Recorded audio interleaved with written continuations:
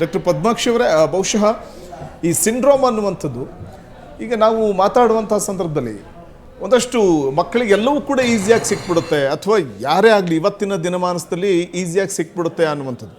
ಬಹುಶಃ ಕಷ್ಟಗಳ ಅರಿವಿಲ್ಲದೆ ಇದ್ದಾಗ ಎಲ್ಲವೂ ಈಸಿಯಾಗಿ ಸಿಗುತ್ತೆ ಅಂತಂದಾಗ ಒಂದಲ್ಲ ಒಂದು ದಿನ ಕಷ್ಟಗಳು ಬಂದಾಗ ಅದನ್ನು ಫೇಸ್ ಮಾಡುವಂಥ ಒಂದು ಮನಸ್ಥಿತಿ ಅವ್ರಿಗೆ ಇರೋದಿಲ್ಲ.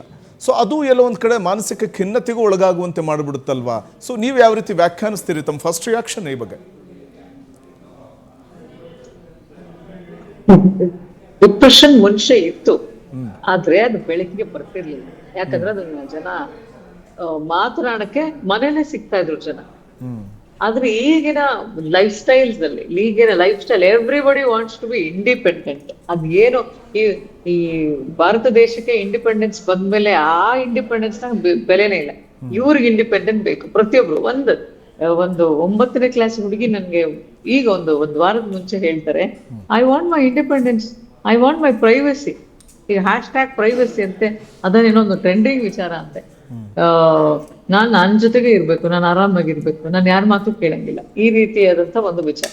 ಮತ್ತೆ ಯಾವಾಗ ಮನುಷ್ಯನಿಗೆ ಬದುಕಿಗೆ ಎಲ್ಲವೂ ಸುಲಭವಾಗಿ ಸಿಗತ್ತೆ, ಆ ವಸ್ತುಗಳಿಗೆ ಬೆಲೆ ಇಲ್ಲ. ಅದನ್ನ ಮುಂಚೆನೂ ಹೇಳ್ತೀವಿ, anything is free has no value ಅಂತ. ಸೊ ಹಂಗಾಗಿ ಲೈಫ್ಗೆ ವ್ಯಾಲ್ಯೂ ಇಲ್ಲ, ಅಷ್ಟ್ರ ಮಟ್ಟಕ್ಕೆ ಜನ ಆಗಿದ್ದಾರೆ. ಈಗ ಎಕ್ಸಾಂಪಲ್, ನೀವು ಏನಾರು ಯಾರಿಗೆ ಬುದ್ಧಿ ಹೇಳಿದ್ರು, ಯಾರಿಗೆ, ಇಫ್ ಐ ಮೆನ್ಷನಿಂಗ್ ಯಾರಿಗೆ ಅಂದ್ರೆ ಯಾವ್ದೇ ವಯಸ್ಸಿನವ್ರಿಗೆ, ಅದು ಯಂಗ್ಸ್ಟರ್ಸ್ ಇರ್ಬೋದು, ವಯಸ್ಸಾಗಿರೋರು ಇರ್ಬೋದು, ದೊಡ್ಡವರು, ಏನೇ ಹೇಳಿದ್ರು ನಂಗೆ ಗೊತ್ತು ಬಿಡು ಅನ್ನೋದ್ರಲ್ಲಿ. ಆಮೇಲೆ ಕೇಳಿಸ್ಕೊಳ್ಳೋ ಪೇಶನ್ಸ್ ಇಲ್ಲ, 2ನೇದು. 3ನೇದು, ಹೇಳೋರ್ಗುನು ಸಮಾಧಾನವಾಗಿ ಹೇಳೋಷ್ಟು ವ್ಯವಧಾನ ಉಳ್ಕೊಂಡಿಲ್ಲ. ಇನ್ನೊಂದು, ಮಕ್ಕಳಲ್ಲಿ ಮೊಬೈಲ್ ಅಡಿಕ್ಷನ್ ಜಾಸ್ತಿ ಆಗಿದೆ ಅಂತ ಹೇಳ್ತಾ ಇರೋ ಪೇರೆಂಟ್ಸ್ ಅಲ್ಲೂ ಅಷ್ಟೇ ಮೊಬೈಲ್ ಅಡಿಕ್ಷನ್ ಜಾಸ್ತಿ ಆಗಿದೆ. ಯಾವಾಗ ಅಡಿಕ್ಷನ್ ಜಾಸ್ತಿ ಆಗ್ತದೆ, ಕಮ್ಯುನಿಕೇಶನ್ ಕಡಿಮೆ ಆಗ್ತಿರೋದ್ರಿಂದ ಆ ಗ್ಯಾಪ್ ಜಾಸ್ತಿ ಆಗ್ತಾ ಹೋಗ್ತದೆ. ನನ್ಗೆ ಯಾರು ಇಲ್ಲ ಅನ್ನೋ ಫೀಲ್ ಜಾಸ್ತಿ ಆಗ್ತಿರೋದ್ರಿಂದ ಆ ಸಮಸ್ಯೆಗಳು ಜಾಸ್ತಿ ಆಗ್ತಾ ಇದೆ, ಡಿಪ್ರೆಷನ್ ಜಾಸ್ತಿ ಆಗ್ತಾ ಇದೆ. ಡಿಪ್ರೆಷನ್ ಜಾಸ್ತಿ ಆಗ್ತಿರೋದ್ರಿಂದ ಮೇಡಮ್ ಹೇಳಿದ್ರು variety of depression, there is a stages in that. Stage 3 depression ಅಲ್ಲಿ ಮನುಷ್ಯನಿಗೆ ಸಮಸ್ಯೆ ಫೇಸ್ ಮಾಡಕ್ ಆಗದೇ ಇಲ್ಲ ಅಂತ ಹೇಳಿ ಸೂಸೈಡ್ ಐಡಿಯಾಸ್ ಆಗುವಂತ ಸಾಧ್ಯತೆ ಇದೆ. ಡೆಫಿನೆಟ್ಲಿ ಅವರು ಸೂಸೈಡ್ ಮಾಡ್ಕೊಳಕ್ಕೆ ಟ್ರೈ ಮಾಡ್ತಾರೆ, ಯಾಕಂದ್ರೆ ಸಿವಿಯರ್ ಡಿಪ್ರೆಷನ್ ಕೇಸಸ್ ಅಲ್ಲಿ.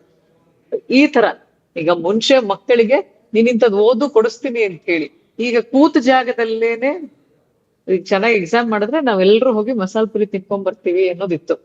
ಈಗ ಕೂತ ಜಾಗದಲ್ಲಿ ಮಸಾಲ್ ಪುರಿ ಮನೆಗೆ ಬರುತ್ತೆ ಆರ್ಡರ್ ಮಾಡಿದ್ರೆ. ನಾನೊಂದ್ ಶಾಲೆಯಲ್ಲಿ ಟ್ರೈನಿಂಗ್ ಮಾಡ್ಬೇಕಾದ್ರೆ ಜಸ್ಟ್ ನೇಮ್ ಸಮ್ ಆಪ್ಸ್ ಅಂತ 20 ರಿಂದ 25 ಆಪ್ಸ್ ಅನ್ನ ಲಿಸ್ಟ್ ಕೊಟ್ರು ಮಕ್ಕಳು, where they can order food. ಅವ್ರು ಯಾರು ಪೋಸ್ಟ್ ಗ್ರಾಜುಯೇಟ್ ಮಾಡ್ತಿರೋರಲ್ಲ, 8, 9, 10ನೇ ಕ್ಲಾಸಿನ ಮಕ್ಕಳು. ಅಂದ್ರೆ ಎಷ್ಟು ಸುಲಭವಾಗಿ ಅವ್ರಿಗೆಲ್ಲವೂ ಸಿಗ್ತಾ ಇದೆ. ಎಲ್ಲವೂ ಸಿಗ್ತಿರೋದ್ರಿಂದ ಅನ್ವಾಂಟೆಡ್ ತಿಂತಾ ಇದ್ದಾರೆ, ಟೈಪ್ 2 ಡಯಾಬಿಟಿಸ್ ಆಗ್ತಾ ಇದೆ, ಟೈಪ್ 2 ಒಬೆಸಿಟಿ ಬರ್ತಾ ಇದೆ, ಡಯಾಬಿಟಿಸ್ ಜಾಸ್ತಿ ಆಗ್ತಾ ಇದೆ.